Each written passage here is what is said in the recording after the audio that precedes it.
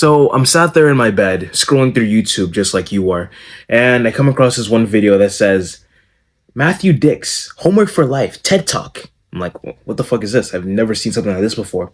And then I go to the description. It says the world's greatest storyteller comes into action. Whoa, what the fuck? Yo, the world's greatest storyteller? Yo, this guy could actually be like very important because I tell lots of stories here on this channel. So like, I could watch this. I click on the video and the concept that this guy is trying to explain to me is very interesting. So I'll try to explain it to you here. He starts. We're gonna go into Matthew's story real quick. Matthew Dix. He's also the author of this book called Story Worthy. You should definitely go take a look at that. I haven't yet though. I haven't read it yet. But we're gonna go into his story real quick. So pretty much what happened was, he has a wife and a daughter and a son. And Matthew Dix, he would pack his daughter's school lunch. So preschooler, like 4 or 5 years old. He would pack his daughter's lunch with so much food. So you see this lunch pack right here, lunch pack, whatever. Imagine it filled to the top, or your lunchbox, the lunchbox you use to school, filled to the top with so much food. More food. You think a 4 or 5 year old's gonna eat that, bro? Like this shit all the way, all this space, all this. So naturally, without that amount of food, no one's gonna eat it. So what would happen was that as soon as Matthew would go out the door, around like let's say early in the morning, as soon as he'd go out the door, his wife would come downstairs, go straight to the lunchbox, unpack the majority of the food that's in there, and give just enough for the kid to use. Because all that food, bro, seriously. So she'd unpack it, give it to her, and she'd go to school off with it. This would happen for a good few months throughout this entire school year, whatever. And pretty soon, like after a while, Matthew Dix caught onto it and was like, hey, hang on. Why are you unpacking the food? And his wife said to him, I know it's hard for you to not give your kids enough food because you yourself, as a boy, you didn't have that much food when you were growing up. You didn't always know if you were going to get dinner in tonight, if you're always going to get in dinner, if you're going to get in breakfast, if you're going to get in lunch. You didn't know when food was coming. So I know it's painful to see you have to give your child less. And I know that's why you always give them more than they need because, yeah. Matthew Dix had a vibrant life. Lots of things that happened to him. Lots of different things. But the main point he made here in this story was that this little story, the little story I just told you about how his wife would pretty much like just half, maybe like 3/4 empty the entire lunchbox. That'd be seen as like an insignificant little story, a little event that happens in our day-to-day lives. The purpose of that story was to highlight the fact that there are so many different stories that we have in our lives. There are so many different experiences and events that we have in our lives that we don't consider as like, actual stories, that we don't consider as like interesting things. Because here's the thing. Another point he made in that TED Talk, which is so interesting to me, he was talking about how, there was a time that I almost died and I came back to life through the paramedics. You see, you would think a story like that would be so interesting. You would think that like, imagine almost dying and coming back to life, bro. That's so interesting, right? That's such a cool story. Not really. I mean, is it that relatable? I mean, can you walk past the person in your classroom and go, yo, bro, you remember the time I almost died on a fucking paramedic's bed? The fuck? What are you talking about, bro? But as soon as you start talking about me and this guy, we were at lunch and we came back to the classroom like a few minutes late and our teacher started yelling at us like, bro, anyone can relate to that. The thing is, about these stories, they're so tiny and insignificant and they happen like not so rarely, but they happen, we just overlook them. That's the main point I want to get across to you here. The point is, we overlook the majority of these events that happen in our lives. And then we question why life goes by so quick. My goddamn English teacher was talking about Before you know it, it's gonna be May. Before you know it, school's gonna be over. And I'm like, you know what? He's actually kind of right. Life can slip through your hands just like that. Life can just slip through just like that. Before you know it, end of the year. Before you know it, end of this. Before you know it, years go by. How can we slow down that process and actually enjoy the shit that happens? Because here's the thing, bro. Could you give me, maybe in the comments or in our Legion, could you give me one interesting thing that happened within the past 24 hours? But here's the thing. As soon as I just ask for that, you're gonna look for the most interesting, most exciting thing. It's gotta be something that's so huge and so surprising, like blowing something up. I've been there before. It's so crazy how much we like overlook all these different experiences in our lives. So the concept that he was talking about was homework for life. And homework for life is just pretty much homework where you would speak about a story or an event that happened in that current day. And then, no, you wouldn't speak about it. You would just write it down. So, like, where's my journal? So, pretty much something that happened today. I'll do it with you. Today, I was walking. I was going for my daily walk. Yada, yada, yada. And as I was walking, I was going to go on this other path. So, let's say I'm on this walkway and there's this path to go here or to go straight. I was going to go here. I was going to go there. But I saw this girl, like, about half mile, like what? Very far away, 500 feet. I saw this girl very far away. She started looking to me and she like just waved like a little bit. And that entirely changed the direction I was supposed to go. I was gonna go here, but I went this way instead. And then she got in the car and she left. I was like, oh, okay, that was pretty cool. But wait, hang on. I was supposed to go this way. So what the fuck just happened? Oh, this girl just like kind of distracted me without me even realizing it. And I ended up going this way when I was supposed to go that way. Turned around, went back, and I was like, wow, that was interesting. I mean, obviously, you would think that no one would care, right? Well, that doesn't have to be the point. The point is, you take these stories that happen throughout your day, you look back on them, and you're like, I remember that. Because you want to know something else that's pretty cool, bro? The most fulfilling, the highest level of fulfillment that us humans can reach come from a few things: relationships and experiences. Ironically, it's not materialistic items. It's not fucking possessions that make us happy. Because here's something about possessions that you probably didn't know. You buy a possession and your mental health goes down. Like what the fuck? I thought the watch would make me happy, right? I thought having the possession would make me happier, right? Well, no. Let me tell you something real quick. When I was 14 years old and I started off going into high school, I had this pretty cool like silver MK watch. It was like all silver. It was shiny. It looked so cool. And I was like, wow, this is pretty nice. I'll put it on. I'll wear it to school. Put it on. Wore it to school. All my friends. Hey Jay, you might want to take that off, bro. You gotta be careful. You might get robbed. Something might happen to you. Something bad might happen to you. I'm like, what are you talking about? I like how it is. They're like, no, but like, yeah, bro, but like, then again, though, someone could just like, literally just, before you know, it just comes right off you. Someone could rob you. AJ, be careful, be careful. Before you know, I have all these thoughts in my head, but I like how the watch looks, but I want to wear it, but I don't want to get robbed, but mental health gone way more down. There's also another concept about materialistic items: hedonic adaptation, which is pretty much the more you buy possessions, the more you get used to having them. This is like something that almost no one can relate to. I can't relate to right here, right now. But let's say you buy. I was gonna say a car, but like, come on now. What fucking materialistic items do people buy nowadays? Okay, good. A chain. You buy a chain. You buy this. You've been desiring this chain. You've been wanting to have it. It's so cool. It's like yellow. It's like gold or something. You buy it. You wear it, and you get used to it almost immediately. Almost immediately, you're like, okay, that's great. What more can I get? So you keep on going, looking for more chains, looking for more chains. Yeah, that's how that shit works. So it's once again, feedback loop. So yeah.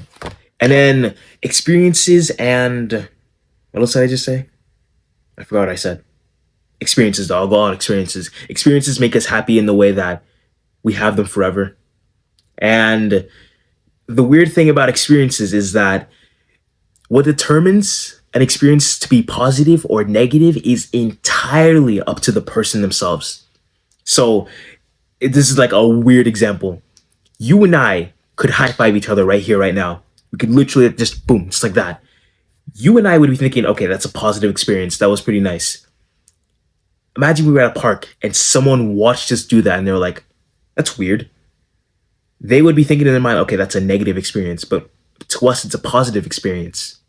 So the way that experiences work is that pretty much our minds are just so fuck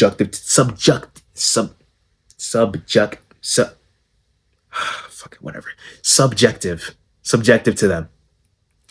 So what happens when you take your stories and you write them down like day to day? You don't even have to like write down a full paragraph. You can just write down something that happened in your day, and you look back at it and you're reminded of that experience. You're like, oh, that was pretty cool. That was pretty nice. Which is what I'm going to start doing. So in our Legion, I have just opened a new channel up. First link in the description. I just opened a new channel. Open a new channel up, which is story time. And in there, mainly what's going to happen is that I'll just post like something that pretty much almost every day. I'll just post something that happened in that day. And as the time goes by, time goes on, I'll keep on looking back on it and I'll feel more fulfilled. Obviously, this is a little hack to feeling better. Yeah, I know. Your stories don't have to be so like 9 out of 10, 10 out of 10, interesting, amazing type stories, bro. They can literally be as simple as I walked over to the fridge and I grabbed a bottle of water. You don't have to overcomplicate anything, bro. They can be so simple. But I would recommend you take something that like genuinely interested you that day. Like the story that actually made you go, okay, wow, that's something. If you couldn't find something like that, then just go for something lower. But overall, there's another topic I want to speak about. Oh yeah, the 9 out of 10 story. So let me tell you another story. No. Where was this? When was this? Okay, about a year ago, February 2023. Okay, yeah. You know how there's some of those bottles that have like an explosive in them? They have an explosive chemical in them. I can't find them right now. It's not flammable. Okay, but yeah, there are some things that have like flammable chemicals in them, and some of them could be like, okay, so I found them. It's something like this. This is literally WP-40. This is the shit that is directly flammable. So yeah, I would find as many bottles of cans of shit like this around the house. Literally go on a hunt. Okay, am I using this can? No, I'm not using this can. Okay, grab this can. It says I put them all in a bag. Grab my shoes, my pants, my shirt, my jacket, and I start sprinting. I would sprint. Go for the nearest forest area. The nearest area where there's nothing for a good mile. I did this early in the morning too, so no one was awake. No one heard anything. As soon as I got there, oh, by the way, I brought a match and some toilet paper and a little bit of water just in case I had some humility. Right now, I'm casually telling you about a crime I committed. Yeah, so go out there and get to the middle of nowhere. Okay, great. This is great. Get some tree branches, pull them all together. Okay, put the tree branches all aligned, so that way all the sticks will come together and it'll make a good old fire. Okay, this is nice. Get the tree branches all together. Get the toilet paper out. Put the toilet paper under and like around and inside the tree branches. So like, you know how there's all the tree branches here? I'd put the toilet paper right here. That way it's like through everything. Okay, this is going good. Toilet paper all around. Okay, oh, I prepared for this so well. I brought oil too. Put some oil all around. Okay, yes, this is doing right. This is going great.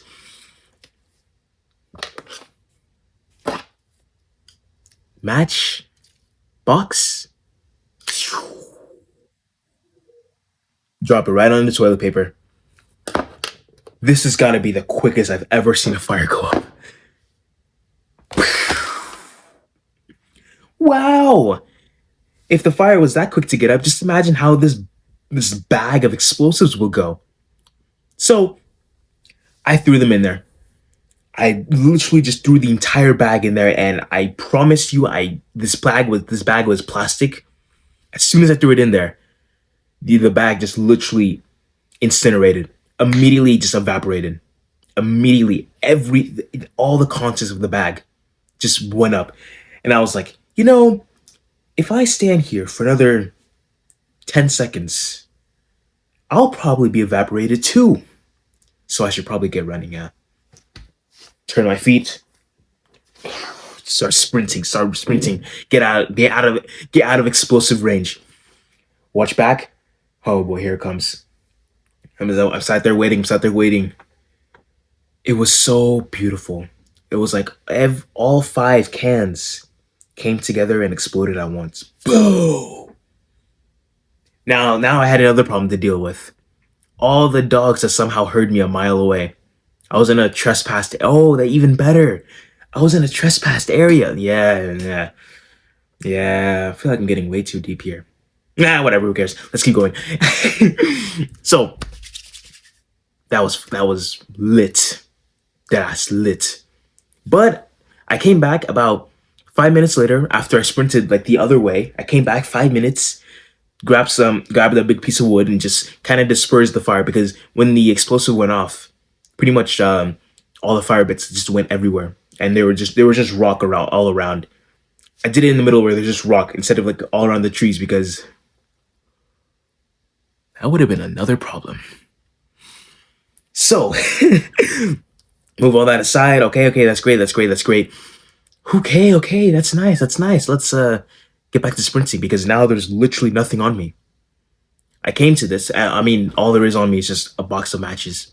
So let's get back to sprinting. Yeah, get back to sprinting. Get back to running. Go all the way back to back. Oh yeah, no. There was a fence too. I had to jump a fence to get over here. This fence was at least how big was this fence, bro? It was so big that like I jumped just to reach I had to like jump just to reach the top. And I jumped pretty high, bro. So to get back over it took a lot of stamina, but I did it because I'm like a calisthenics expert. Absolutely. Watch till the end of this video to see how I get fucked up. I'm being so serious, bro. Bro, that was my first time ever using the gymnastics, and I like really got fucked up on it. Maybe I'll post that too in the story time. But yeah, no. That story was just for the sake of being relatable. Haha, hoo hoo. Can you relate? Oh yeah, I remember the time too that I just went out in the middle of nowhere and I exploded 5 cans of fucking aerosol. That's so relatable.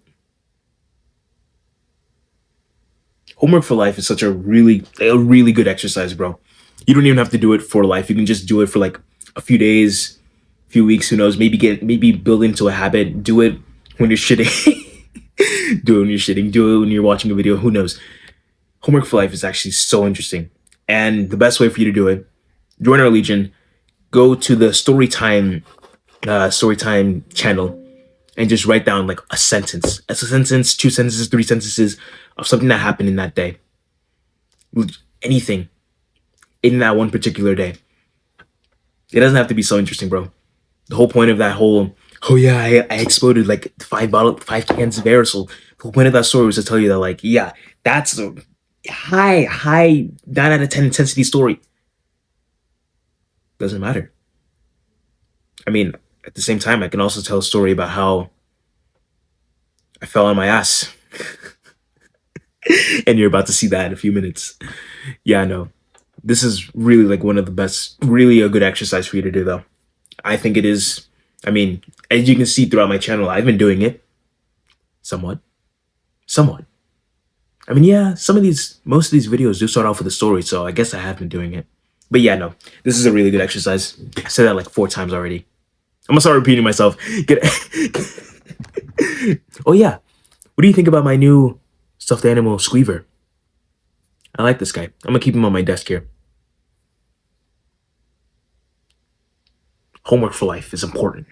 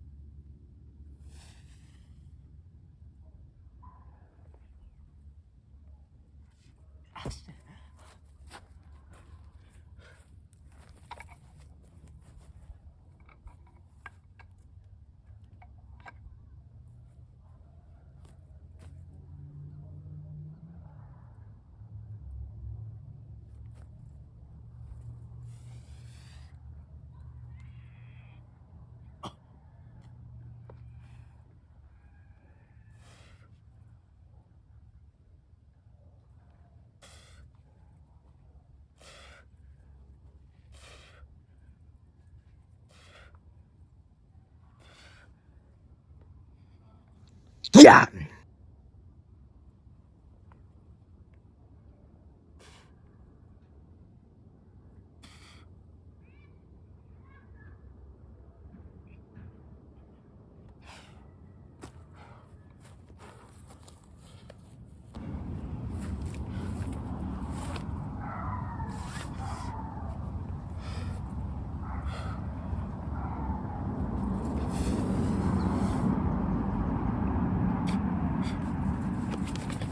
Oh, ouch.